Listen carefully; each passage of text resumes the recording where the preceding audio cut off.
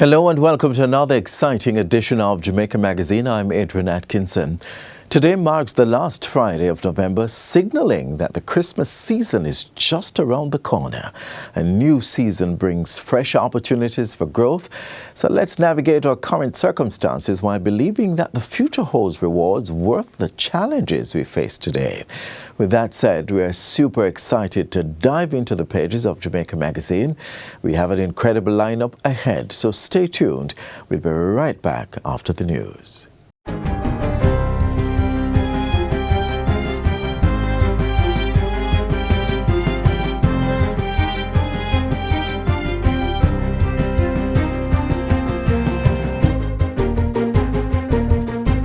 Good day, I'm Jabertha Atkinson, and this is your JIS News for Friday, November 28, 2025. The government has formally requested the international community to assemble a reconstruction package that is to scale with Jamaica's reconstruction and recovery ambitions and needs. The call was made to the International Monetary Fund, World Bank, bilateral partners, climate finance platforms, and multilateral development banks at the G20 summit in South Africa. Prime Minister Dr. Andrew Holness says such a support package should ideally include concessional loans and grants earmarked for resilient infrastructure and sustainable agriculture. Government is also calling for debt service relief and restructuring options to protect the country's fiscal space, as well as technical assistance for risk insurance and contingency financing instruments linked to climate change and natural disasters. Dr. Holness says that in the weeks ahead, the government will prepare and circulate a detailed document of Jamaica's reconstruction and resilience program to all partners. We'll convene a partner donor roundtable virtually and then in person to formalize the international support package with a view to securing commitments by the end of the first quarter of 2026. The Prime Minister was giving an update on his visit to the G20 summit in a statement to Parliament on Tuesday. He says bilateral talks held with Brazil, India, France, South Africa, and Nigeria signaled Jamaica's intent to broaden its external partnerships beyond traditional donors. He also indicates that Rwanda will be sending an advanced team of engineers to Jamaica to see how they can assist. The Ministry of Local Government and Community Development is looking to install prefabricated housing units in sections of the country. This is to accommodate displaced persons following Hurricane Melissa, especially those who are still sheltering in school facilities. Minister Desmond McKenzie says the initiative will also house persons who previously occupied the infirmaries that were destroyed. We'll be inspecting some prefabricated solutions that we intend to, over the next 2 weeks, to install in Trelawney that will house the almost 130 persons which are required to occupy the infirmary. And again, we are going to be using the same solution that we will be instituting in Trelawney to relieve the situation in Westmoreland. He adds that the government will also continue providing support to the country's homeless population. We have seen the numbers increasing, but I want to assure the country that we have made provisions in the most critical parishes, St. Elizabeth, Hanover, Westmoreland, and St. James, to house the homeless population. We'll be transferring a lot of the homeless to some of the new facilities that we are going to be putting down, and that will be done on a temporary basis. The National Housing Trust, NHT, has so far received 655 notifications for insurance claims associated with Hurricane Melissa. The number reflects persons who have registered their intention to make a claim. Corporate Risk and Insurance Manager Stephen Clark says the agency anticipates a much higher number of actual claims than the 402 it processed for hurricane peril last year. Claims are being made through the NHT's comprehensive homeowner policy, and affected mortgages are urged to make contact with the agency. According to Mr. Clark, once a claim is submitted, it takes a standard 15 working days for it to be routed to the insurer, then a loss adjuster to be assigned, and for the claim to be processed. We have been given the assurance that once an adjuster is at the property, a report can be completed within 1 day. After that, we will see a settlement being reached and then a payout being given. To further assist affected mortgages and contributors, the NHD has activated its hurricane relief loan of up to $3.5 million and its disaster relief grant of up to $500,000. There is also an automatic 6-month moratorium being offered to affected mortgages in the 7 most affected parishes. Mortgages in the other not so adversely affected parishes can also benefit, but they must apply by filling out a special assistance form. It is not just for persons who have been directly impacted, meaning they would have sustained damages to their properties, but for whatever reason you are impacted financially because of the support that you will have to extend, or we have persons who would have for some reason lost jobs because we have persons who work out of parish.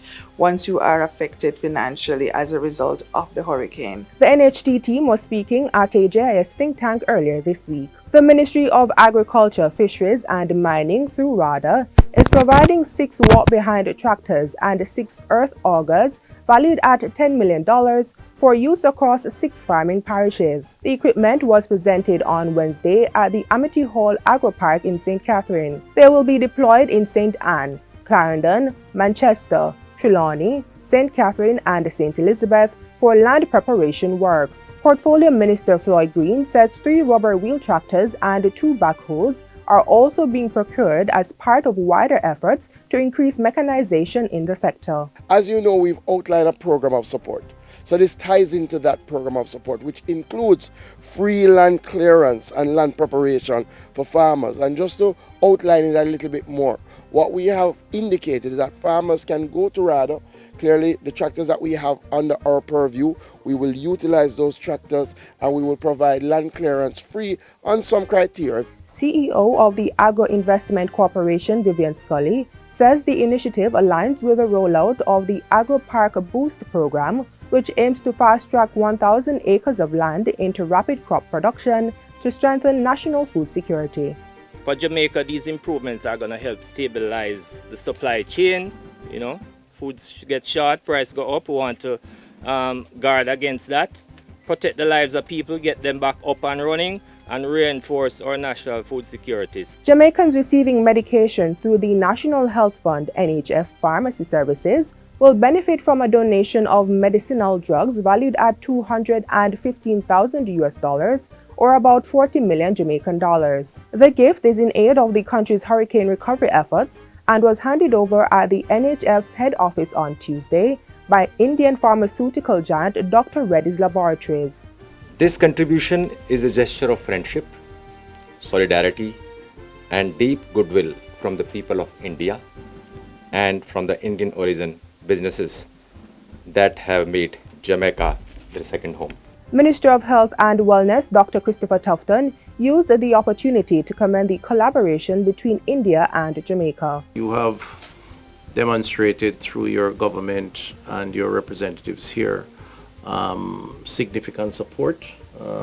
We are the beneficiaries of your Cube facility, which has been deployed to assist, as well as other gifts.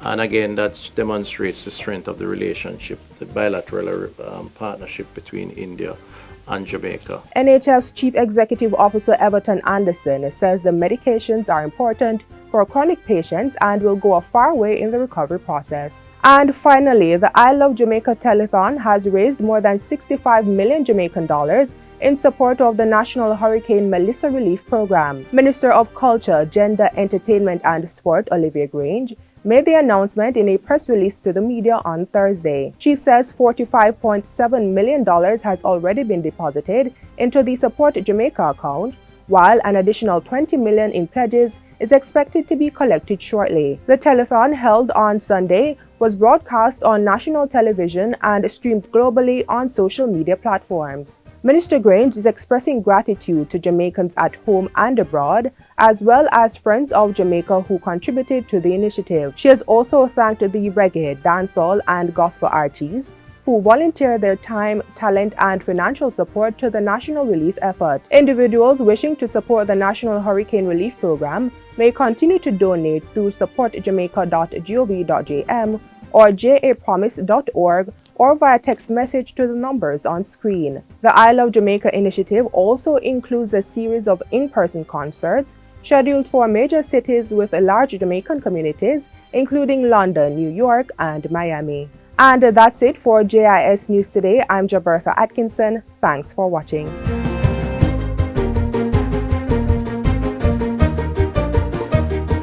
Artificial intelligence, AI, is advancing as the months and years go by. And although we use much of it for regular things like social media and researching a topic, our next feature will highlight how it can be used for early detection of certain diseases like diabetic retinopathy. Please take a look.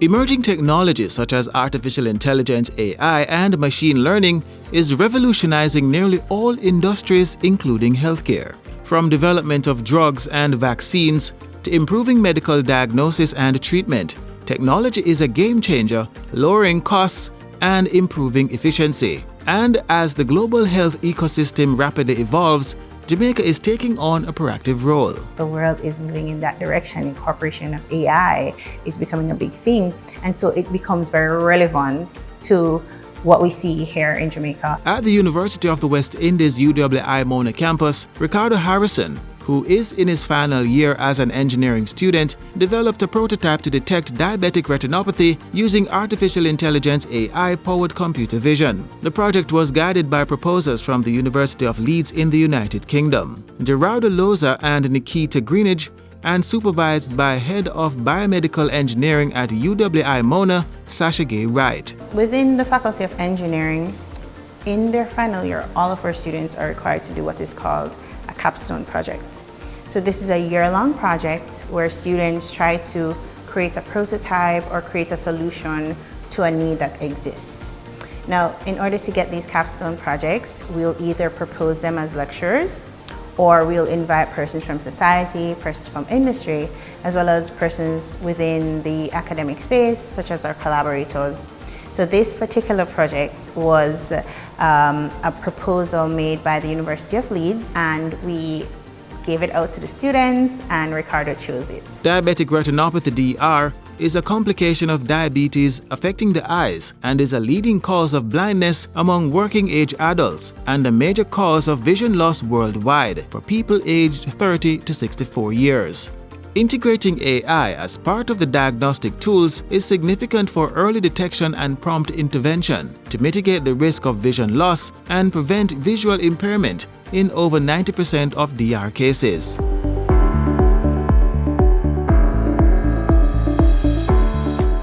The whole purpose of this project is to create a system that is able to capture a photo of the retina, and from that photo the system is able to view different or process different parts of the image to tell whether or not it's severe, proliferative, moderate, mild, or healthy eye. The innovative solution is intended to provide an alternative for low-resource hospitals, where typical diagnostic machines are large, expensive, and unportable. It's a model that improves on existing solutions by offering a lightweight, locally deployable system with a user-friendly interface designed for non-specialist healthcare workers. And it's a model Harrison believes can benefit many persons in Jamaica and the Caribbean, where access is limited. There has been many others out there, but they use different deep learning techniques.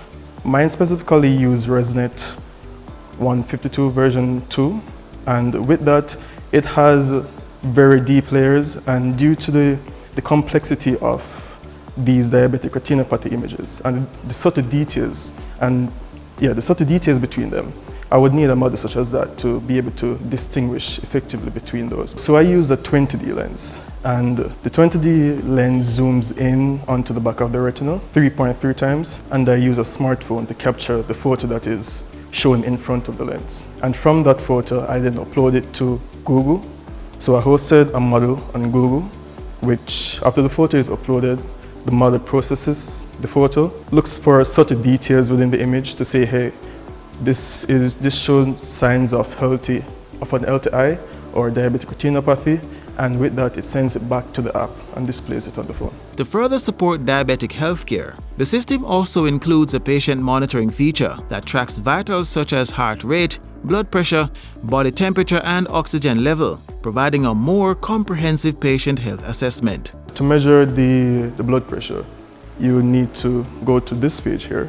As you can see, it says the status is connected, meaning it's connected to this device here. The challenge to build out the model was a first for Harrison, but one which he prides on his own drive to conquer every challenge and provide a solution to a problem. I've never really taken on any project that involved AI before, and from my perspective, I like a good challenge. I had the help of my supervisors and my lecturers.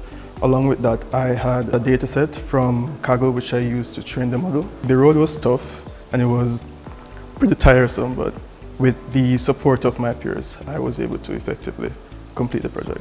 Based on the performance of the entire system, this young, bright Jamaican is hoping to have his new diagnostic machine integrated in the clinical setting, which will reduce the money spent on expensive devices, benefiting the public. Within the Caribbean, there tend to be not enough of these devices to aid in diabetic retinopathy detection. So my project is really aimed at creating something that's cost-effective and easily integratable and makes the whole process easier for the healthcare professionals. It's at 78% ready for integration in hospitals. And I'm very interested in seeking more opportunities or more support in bringing it further and possibly increasing its current percentage integration. Hopefully with external support and a more effective and good quality camera, I will be able to at least achieve 95% for integration. The amount of sugar persons consume tend to affect their vision later in life, and while moderation is urged in consumption, early eye checks is critical to avoid the unfortunate socioeconomic burden associated with diabetes and its optical complications. There isn't a tendency for these persons to go by the hospital to say, hey, I need to check to see if I have diabetic retinopathy. A lot of them don't even know what diabetic retinopathy is. So I think with the inclusion of this device into hospitals, it will bring more awareness. As the innovative minds of our youth continue to sprout in key areas of development, Jamaica, through institutions such as our universities, is cementing a bright future where AI and machine learning is set to transform healthcare and contribute to better patient outcomes in an economically sustainable way.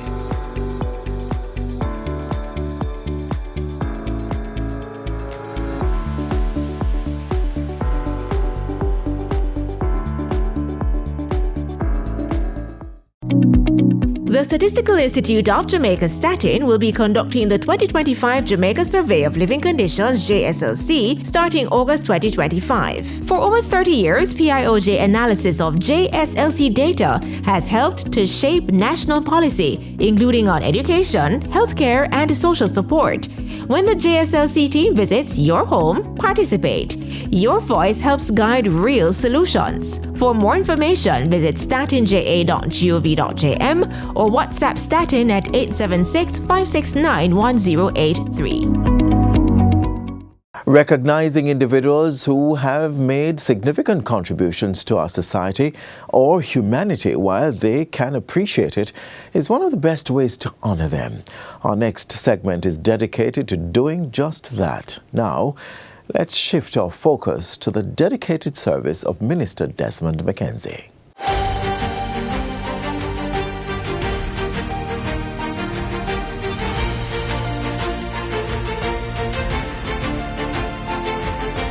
For more than 40 years, he has dedicated his life to the people, working in local government, community development, and representational politics. And so, on National Heroes Day 2025, Desmond McKenzie was awarded the Order of Jamaica, one of the country's highest honors, for his exceptional contribution to public service. To receive an honor of that nature speaks volume to the work, the contribution that I have made. And I believe that such an honor comes with a lot, and I'm prepared to actually even work harder, because Order of Jamaica is something that I never dreamt of. His journey began at an early age, and in adulthood he would lend his service as a councillor before being elected mayor of Kingston and eventually being called to serve as a government minister. Mr. McKenzie will tell you that he had no idea his destiny would land him where he is now. Growing up, I didn't believe I would reach this stage in my life where the people of Jamaica, the government, would acknowledge the service that I've made, and I am honored to receive such a distinguished honor from the government of Jamaica. Those close to him describe a man who doesn't just serve, he lives a life of service. I am yet to see anyone with the servant's heart of a Desmond McKenzie. Desmond is immersed into service. He's at work earlier than most. Even the people who tidy the floor sometimes come and see him at work. I still have a photograph of him coming out of the gully, having gone down in there to feed some people, where we were at the KSAC and doing the street feeding program. As a leader, Mr. McKenzie remains rooted in the communities he served, especially in West Kingston, where his political journey began. I think I owe the people of West Kingston who afforded me the opportunity to be in this position. The honor should also be shared with my mother, my father, my wife, my family, and the person that I would have loved to be here would have been the most honorable Edward Siaga. Behind the public figure is a man who is also passionate about family. He finds joy in music, sports, and home life. Family is important, and without the family, that provide that basic need, that support, giving the support, and when it is needed, I think I can credit that to the support of family and then the team that I have around me. Every person will associate with him, but that is at home. That is what we get when he's playing his music, when he's talking about cricket, when he's talking about football, and everybody, I think the whole world knows that he's a Manchester United, well, not a supporter, he's actually a paying member, is what he will tell people. I am grounded in the fact that I find time to relax, because I do love music and I do play music, and that for me is a part that eases the pressure. Even with decades behind him, Minister McKenzie remains fully engaged, listening, responding, and working for a better Jamaica. I pay attention to every single thing in my constituency. I listen to the people in my constituency. Whether or not what they're saying makes sense, I listen to them. As he accepts this national honor, Minister McKenzie remains focused on the future and what comes next. I don't want to fail, so I will spend the time that I have after I have walked away from politics in ensuring that we build brand Jamaica by creating leadership that will take us deeper into prosperity. I say, congratulations, bro, you earned it. Daddy, congrats. This honor is a testament to all the hard work that you have put in over the years. It's well deserved, and I wish for you nothing but the best. We love you. Thank you, Jamaica.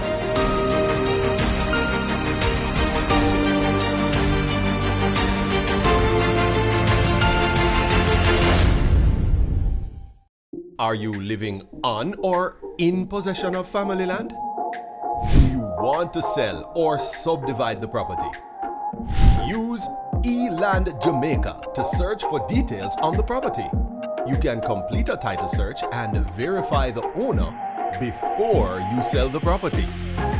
If your name does not appear on the title, register the land or clarify the existing title in your name before you sell. A title is a notice to the world of your ownership of land. For more information, contact the National Land Agency at 876-750-5263 or 876-946-5263. The National Land Agency, one goal, to serve you better.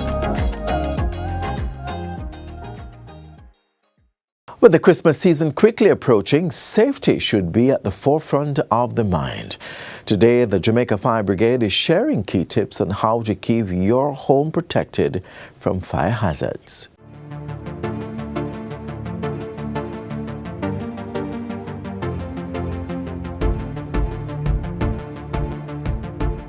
When it comes to Christmas lights, please ensure if you're leaving the house, plug them out. If you're going to bed, plug them out. Now, for adults especially, don't tell yourself that the child is going to plug them out when they finish watching TV. We know a lot of persons will be purchasing Christmas trees. Make sure you look for the UL rating for man-made Christmas trees. If you're using a live tree, make sure that you cut some of the lower branches off so that it will be able to fit into a container that you can pour some water in. Make sure that you are putting some water in that container at least every day. And the reason for this is, even though it's a so-called dead tree, the branches are still soaking up some amount of water and maintaining some amount of moisture, which will keep it fresher for longer. The fresher it is, the least likely it will catch fire. Position your Christmas tree at least 3 feet away from all heat sources. And when we speak of heat sources, a television is a heat source, the cable box is a heat source, all appliances are heat sources. So make sure that you position these trees at least 3 feet away. And you want to ensure when you put the decorations on them as well, the lights as well, what you want to ensure is that there's circulation space around the tree. And that will help to maintain the room temperature around that tree. One of the main things that we have to point out when it comes to holiday cooking, never ever leave the cooking unattended. We know how difficult that is when you have friends and family over, but please ensure you don't leave the cooking unattended. Worst, if you feel like you need to take a nap, and after you wake up, you do the cooking. Don't start cooking and tell yourself you're going to take a nap because enough water is in the pot. It won't boil over, it won't dry out.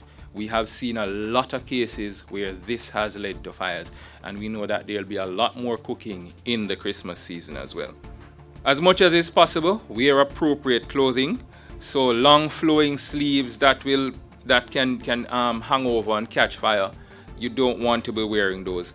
And kitchen towels, make sure that at all times they are kept away from the stove. If it is that you have wind blowing in a particular direction, make sure you check the direction of the wind. No curtains can get to your stove. Children are naturally curious. At all times, no child must come within 3 feet of a stove. Make sure that you keep them away. Make sure you tell them why. Tell them what can happen if they do certain things, if they disobey, and make sure that they understand. Because what you don't want is for them to use that natural curiosity and then go ahead and experiment and try to find out why mommy said I mustn't light the stove when she light the stove. And again with children, make sure that no child under 12 is cooking.